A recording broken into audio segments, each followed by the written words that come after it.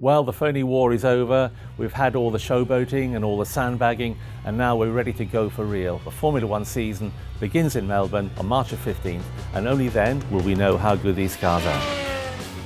After 2014, when we had the biggest sporting and technical regulation changes probably for decades, very little has changed. There have been a few things though which are important. Formula One and particularly the FIA are almost neurotically safety conscious. It's a very dangerous sport when you think of it. Cars travelling at 200 miles an hour in close proximity. But despite all that, we had this awful accident to Jules Bianchi in Japan in October, and that made everyone go back and think again.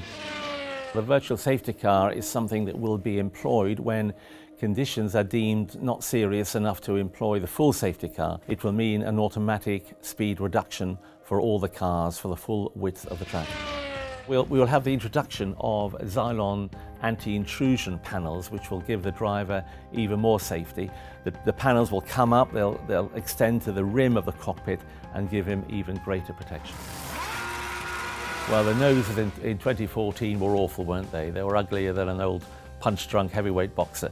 They've gone, or mostly gone, and that's because of cosmetic reasons, but also for safety reasons. The changes to the nose cone has affected the airflow of the car, but all the teams have worked hard in the 3 testing sessions we've had to overcome that. There will be two-day in-season tests down from 4 from 2014, and 2 of those days will be devoted to young drivers.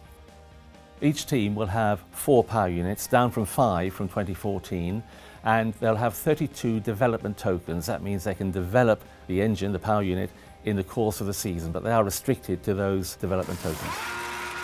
Well, thank goodness we've done away with double points. If you remember the farce that we had at the end of last season in Abu Dhabi, where we had double points, and that could have denied Lewis Hamilton, the best driver, driving for the best team. Thankfully it didn't, but we've got away with double points.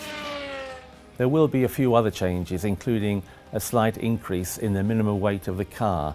But essentially, we're talking about the same cars that we had in 2014. They will, however, be faster, up to probably 2 seconds a lap, maybe 2.5. That's all boiling up to a very exciting season.